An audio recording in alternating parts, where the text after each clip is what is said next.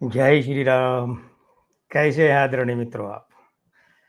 मैं लक्ष्मीपुत्र डॉक्टर कुमार गणेश जयपुर बीकानेर से प्रणाम। मित्रों, राजनेता मतलब कि राजनीति में कोई व्यक्ति तो वो चुनाव तो लड़ता है।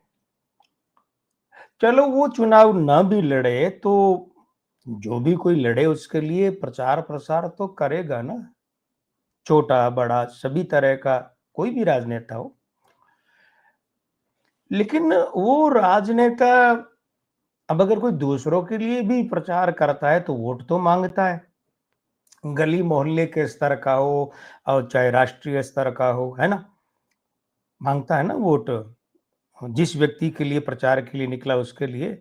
और अगर वो व्यक्ति, वो राजनेता खुद चुनाव में खड़ा हो तब तब आप कहेंगे कि भाई ये कोई पूछने की बात है, वोट तो तब भी मांगेगा। चुनाव में खड़ा हुआ है तो वोट तो मांगेगा ना। लेकिन इसके उलट एक बात मैं आज लेकर आया हूँ। अरे हाँ, रुकिए एक बार। आगे बढ़ने से पहले आपको मैं निवेदन वही कर दूँ फिर से, आपको भूलने की आदत तो नहीं है? चलिए, जिन मित्रों को भूलने की आदत है मैं याद दिला दूँ कि अगर अभी भी ये चैनल आपने सब्सक्राइब नहीं किया है तो कर लीजिए ना, फटाफट घंटी का चिन्ह भी दबा दीजिए। और ये वीडियो देखिए, दिखवाइए, आगे बढ़ाइए, है ना? इस चैनल को आशीर्वाद भी तो आप ही देंगे ना। तो ठीक है, आशीर्वाद लेने के लिए राजनेता चुनाव में खड़े होकर क्या करते हैं? वोट लेने जाते हैं जनता के पास, जनता का आशीर्वाद लेने के लिए जाते हैं ना। क्या कहते हैं? वोट मांगने जब गली मोहल्ले में राजनेता आते हैं तो क्या कहते हैं? आपका आशीर्वाद लेने आया हूं, है ना? तो वो आशीर्वाद लेने आते हैं।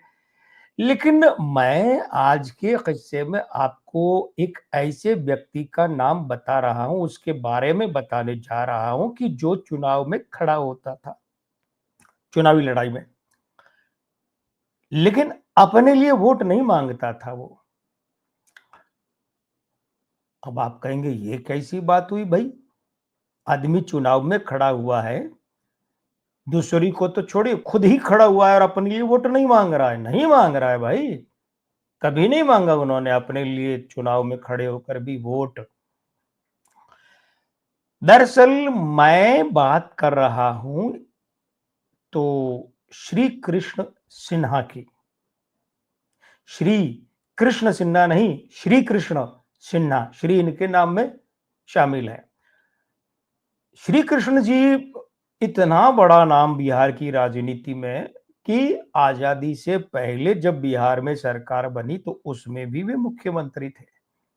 ये भी क्यों कहा मैंने कि उसमें भी वे मुख्यमंत्री थे?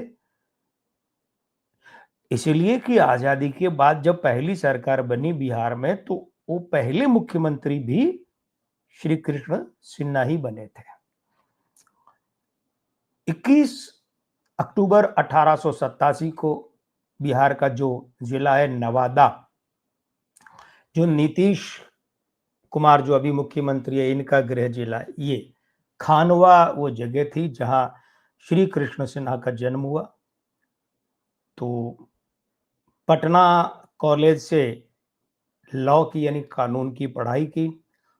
अब हुआ कि जब 34 वर्ष के थे तो यानी 1921 में,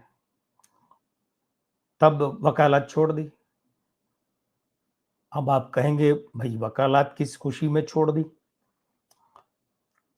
तो ये वो दौर था जब खुशी या गम में कोई आदमी वकालत या काम धंधा या नौकरी पेशा ये छोड़कर नहीं राष्ट्रीय आंदोलन में शामिल होते थे।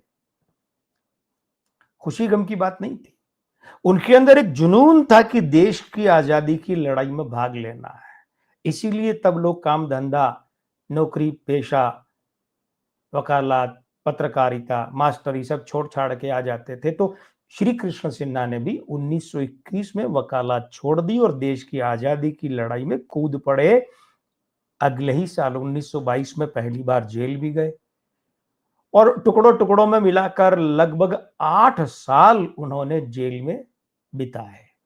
ये बहुत बड़ी बात थी कि 8 साल ये अब देखिए ना, उम्र के लगभग 35वें वर्ष में या 35 वर्ष का होने पर वे 8 साल जेल गए, तो 35 से 43 यही तो 8 साल थे, जो ज़िंदगी के किसी भी आदमी के लिए गृहस्थी बसाने, संतान, परिवार पालना, नौकरी पेशे के लिए बहुत महत्वपूर्ण होते हैं, लेकिन वे उस दरमियान आज़ादी की लड़ाई में जेल गए। अब खैर देश आज़ाद हो गया और हमारे जितने भी स्वाधीनता सेनानी जिनका बलिदान था, वो बलिदान भी व्यर्थ नहीं गया। जो जीवित थे, उनकी मेहनत और उनकी तपस्या भी व्यर्थ नहीं गई। 15 अगस्त 1947 को देश आज़ाद हुआ और 1952 को पहले चुनाव हुए और सरकारें बनी, लोकसभा के चुनाव हुए, विधानसभाओं के चुनाव हुए अलग-अलग राज्यों में। और तो श्री कृष्ण सिन्हा जो हैं, वे बिहार के मुख्यमंत्री बने। अब आया 1957 का दूसरा विधानसभा चुनाव। अब साहब श्री कृष्ण सिन्हा चुनाव लड़ रहे हैं। कहां से? बिहार में शेखपुरा जिला, उसकी बरबीघा विधानसभा सीट। तो वहां से श्री कृष्ण सिन्हा चुनाव में खड़े हुए। अब चुनाव कोई आदमी लड़ता है, चाहे वो प्रधानमंत्री के पद पर उस समय नेहरू रहे हो, वे भी वोट मांगने गए थे। ऐसा नहीं कि उन्होंने जनसंपर्क किया, नहीं, जनसंपर्क मतलब वोट मांगना यानी कि जनसंपर्क। लेकिन हुआ क्या कि श्री कृष्ण सिन्हा जो है, उन्होंने पर्चा तो भर दिया और फिर जो अपने सहयोगी थे उनसे कहा कि देखो, मैं इस चुनाव में जनता से वोट मांगने नहीं जाऊंगा। अब इसके पीछे ये नहीं था कि वे जनता की अवमानना करते थे, घमंडी थे, जिद्दी थे कि उन्हें जनता के वोटों की जरूरत नहीं थी, ऐसा नहीं था। वे बहुत विनम्र, बल्कि आगे के 2-3 और वीडियो में मैं आपको बताऊंगा कि बड़े अद्भुत व्यक्तित्व के स्वामी थे, बड़े अद्भुत। लेकिन उन्होंने कहा, उनका तर्क अपनी जगह बड़ा मजबूत था। उन्होंने कहा कि देखो ऐसा है, अगर मैंने काम किया होगा मुख्यमंत्री के रूप में 5 साल, या जनता मुझे इस लायक समझेगी तो वोट देगी। 2 बातें। कौन सी बात? कि या तो मैंने अपने इस पिछले 5 वर्ष के कार्यकाल में काम किया होगा तो जनता मुझे वोट देगी, और या फिर जनता मुझे किसी कारण से इस लायक समझेगी कि मुझे वोट दे, तो जनता मुझे वोट देगी। और अगर जनता मुझे लायक नहीं समझेगी तो वोट नहीं देगी, तो मैं मांगने क्यों जाऊं? मेरा काम है, मैंने 5 साल काम किया, लोगों के सामने रख दिया, अब लोग निर्णय करें मुझे वोट देंगे या नहीं देंगे। अगर उन्हें लगा कि मैं वोट लेने लायक हूं, मैं वोट दिए जाने लायक हूं, देंगे, और अगर उन्हें नहीं लगा तो वोट नहीं देंगे। है ना कमाल का तर्क? कोई घमंड, गुरूर, अहंकार, एटीट्यूड कहीं कुछ नहीं, लेकिन तर्क बड़ा सॉलिड है, ठोस तर्क है। तो चलिए खैर साहब, फिर हुआ क्या? यही ठोस तर्क था और आगे के एक वीडियो में आपको बताऊंगा। इसी ठोस तर्क के आधार पर वे चुनाव भी जीत गए, फिर आगे फिर से मुख्यमंत्री भी बन गए। लेकिन वो किस्सा बड़ा अद्भुत है और रोमांचक है, मैं वो किस्सा अलग से एक वीडियो में लेकर आऊंगा, क्योंकि वहां एक और बड़ा नाम उन्हीं के साथी का जुड़ा होगा। तो फिलहाल तो मेरे साथ में और मेरे इस किस्से के साथ में कौन जुड़ा है भाई? आप जुड़े हैं, है ना? तो क्या करना है? अच्छा हाँ, हाँ, जो नहीं जुड़ पाए अभी भी, यानी कि जिन्होंने ये चैनल अभी भी सब्सक्राइब नहीं किया है, वे ये चैनल सब्सक्राइब कर लें और घंटी का चिन्ह दबा दें, जुड़ जाएं।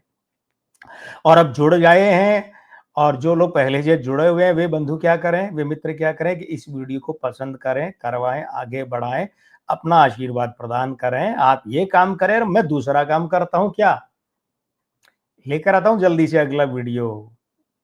तो विदा। मैं लक्ष्मीपुत्र डॉक्टर कुमार गणेश, जयपुर बीकानेर से। जय श्री राम, प्रणाम।